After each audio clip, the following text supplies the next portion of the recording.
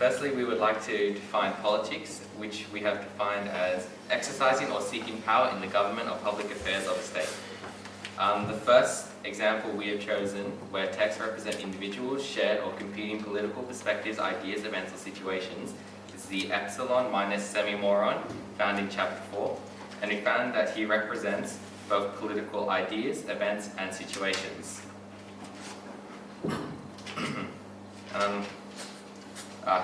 He serves as a representation of the lower class being placed under the high class, and Huxley has composed it as such that the lower class member is not mentioned again, which reflects the significance of the lower class from the upper class perspective, which is a political situation.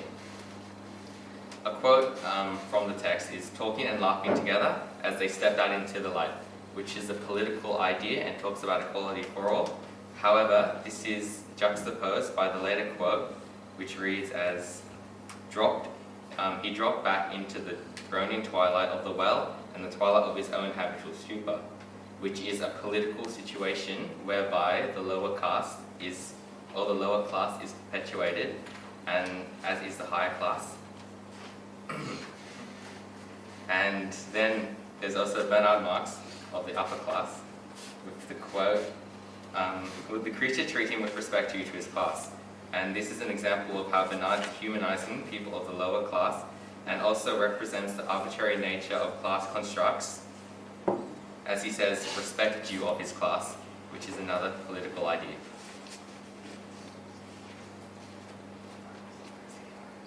First, okay. I'll be explaining the context of Brave New World. Brave New World is Huxley's satirical look at totalitarian society of the future, in which the trends of Huxley's days have been taken to extremes. This political atmosphere created by Huxley exaggerates the context in which Brave New World was created. When Brave New World was written in 1931, it was during the beginning of a worldwide depression. The effects of the crash were felt worldwide, and Huxley was aware of the social and scientific changes that had begun to sweep the world in the 1920s. Additionally, technology was rapidly replacing many workers. One such quote is that, from chapter 4, "She, Lenina, had behaved as any virtuous English girl ought to behave, and not in some other abnormal, extraordinary way." Huxley uses this to contrast the rate of change of social constructs and norms during the 1920s. The 1920s generation of youth rejected the more puritanical Victorian values of their parents' generation. Men and women flirted with modern ideas such as communism and questioned the rigid attitudes about social class. This influenced how Huxley portrayed political constructs and social constructs in Brave New World. So John grew up absorbing three cultures: the utopia he heard from his mother, the Indian culture in which he lived in, and the plays of Shakespeare. John looked at both worlds through the lenses of religion, as he required through the reservation, and the old-fashioned morality he learned from reading Shakespeare. These aspects of John's life, especially Shakespeare, moulded his perspectives of the utopian world. So, in the quote, "When he is drunk asleep or in his rage or in the incestuous pleasure of his bed," this intertextual reference from Shakespeare's Hamlet exemplifies how John ponders about the best way to kill, similar to what occurs in Hamlet. John gets the idea of murdering Lynn's lover from reading Shakespeare. Not only does he use those plays as an outlet for his emotions, but he allows them to dictate his actions. In the quote, "Did he dare to profane with his unworthiest hand?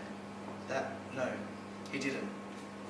This quote from Romeo and Juliet, John wonders whether he should kiss the hand of love, which might disrespect the hideous virginal holiness.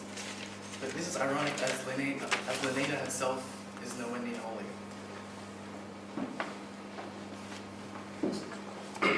So I'll be talking about the different perspectives shown between the Brave New World and Savage Reservation of monogamy versus promiscuity.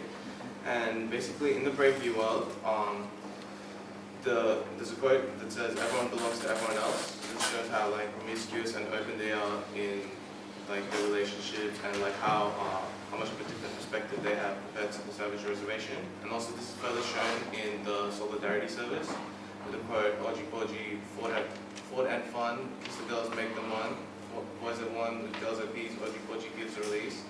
And this shows how like they're just like very, very open to all of this, which in contrast to John's recount at the Savage Reservation is like shown as Linda being assaulted by the women of the reservation because she's so promiscuous and like open about it.